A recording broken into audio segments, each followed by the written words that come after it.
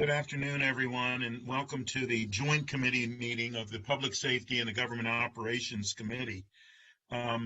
We have a tragedy in Montgomery County today in Littonsville Road. And as we begin, I would like to ask for a moment of silence as we begin this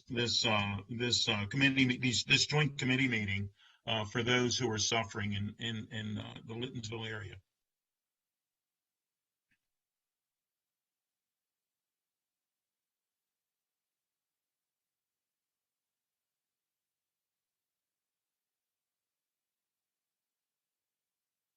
Thank you. And let us very publicly thank our first responders and all who are involved in the saving operation to thank them for everything that they're doing.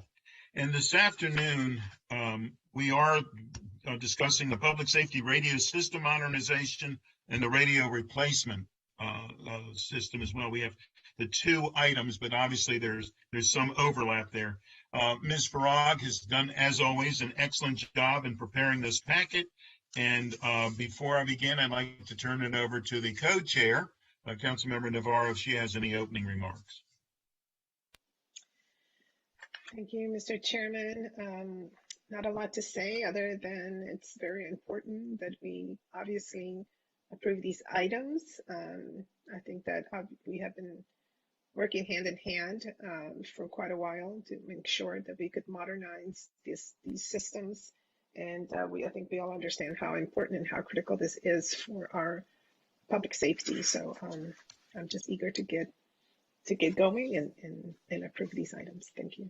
Thank you, and I am in agreement. Any other opening statements from committee members? If not, we're going to turn it over to Ms. Farag. Ms. Farag, please lead us through the packet. Thank you, everybody. The first one up is the PSSM, and the recommended total project cost for this is $111 million this year. That's a $2 million reduction from the approved FY 21-26 CIP.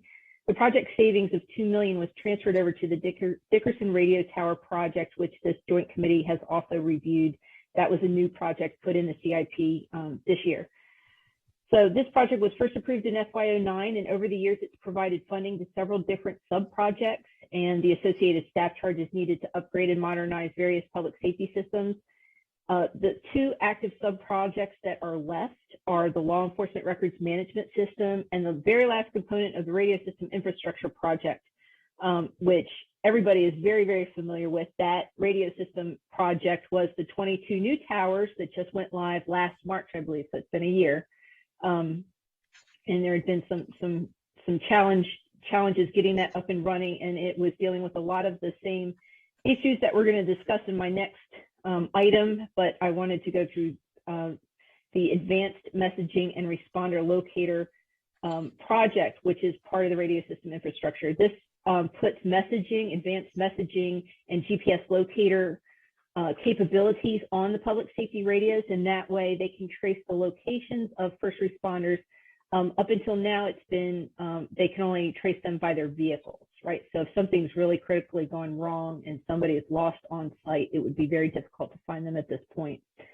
The LERMS sub-project, which is the records management system, which I know the council is very interested in because this is the backbone of what will help with the community policing bill's data requirements. And it's an estimated cost of $3.5 million. The police department's current record management system is eJustice, and that's Oracle-based data system, and it was acquired in 2004. It only had an expected lifespan of 7 to 9 years. And so it's stabilized and it's functional, but it's not the best. It doesn't really meet current data needs, right? It doesn't meet current data needs for what the council wants. It doesn't really meet current data needs for the new NIBRS system for reporting the data to the FBI.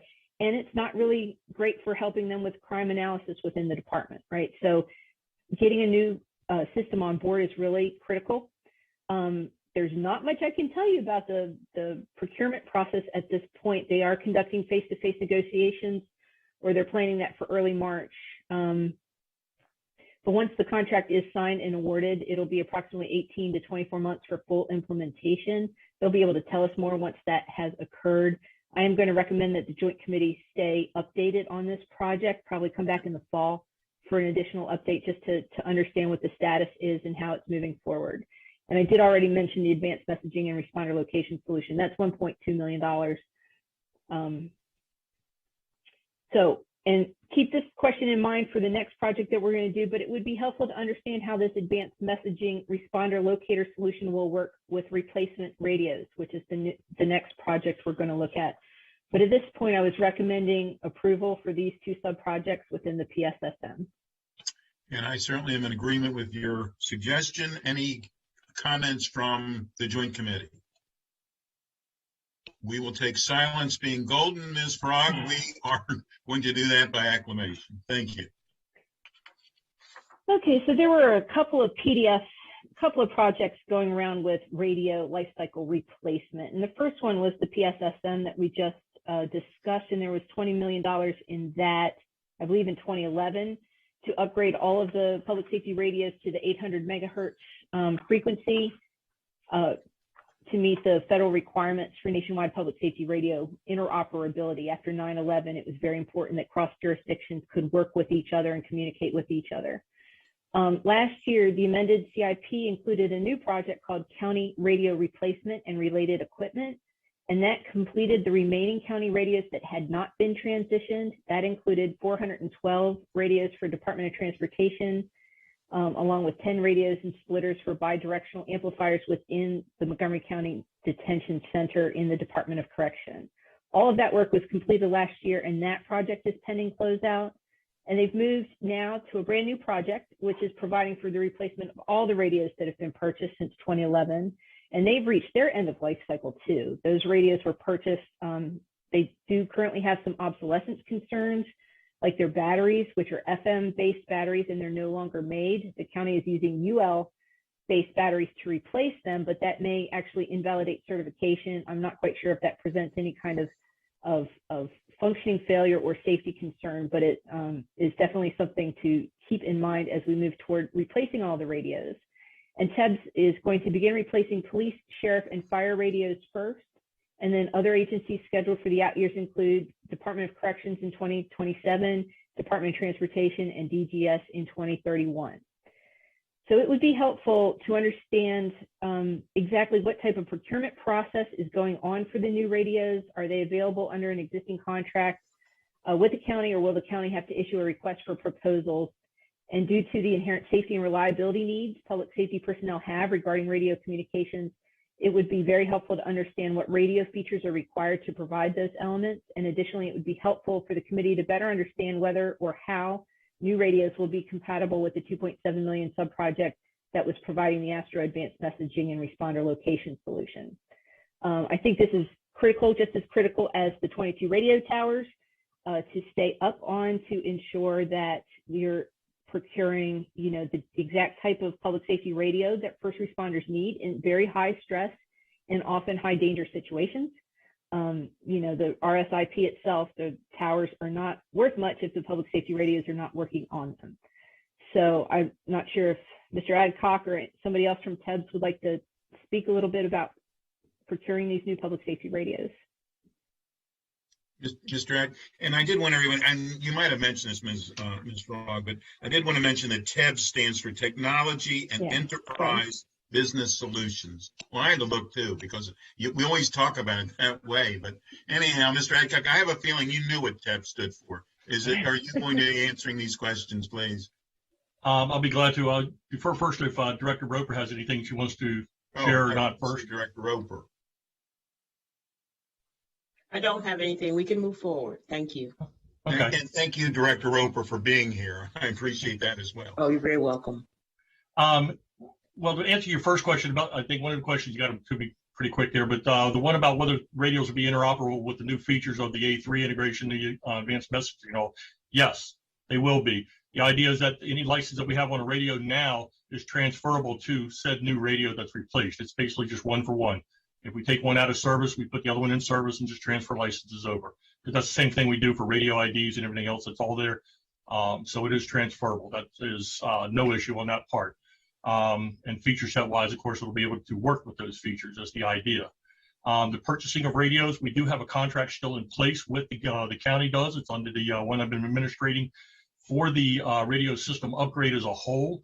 That has a purchasing piece in there. We also have availability through the Metropolitan Washington Council of Governments, a purchase agreement where we can also purchase radios. That's anybody in the NCR here can purchase radios through that also. I think their discount's a little bit higher than our discount, so I'm willing to cut a few dollars and get that one instead. The outline on that, the radios would be processing out through several years because we have replaced radios. For example, Department of Corrections got numerous radios in 2017, so that's why they're pushed out to 2027.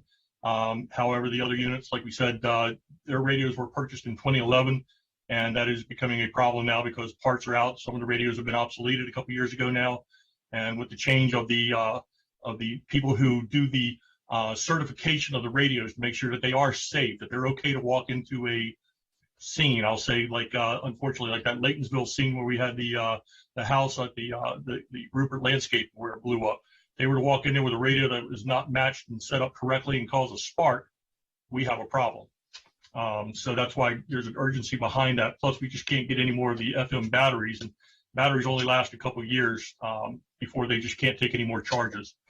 And I know, Susan, you had one other question in there. I probably missed it. So, well, if I could just interject for one moment, I did want to be clear that on the Laytonsville situation, that was not a county radio. No, it was not. That was a private radio. Yeah, it was. But the point is, though, is that's where you can get into the problem. Yeah. You're absolutely right.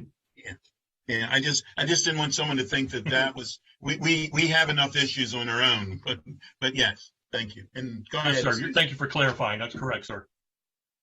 I believe the question that I had put in there was understanding what radio features are required and what brands basically or models actually, provide those required features that are unique to public safety first responders. Well, within the whole radio system that we have in place right now, and of course we're adding in a couple other features to enhance it and make it even better for like the location services, for example. There is some proprietary software. Every company that's out there makes their own brand of a software. In simplicity state, if you say you can put a P25 radio, you can put a P25 radio on any system.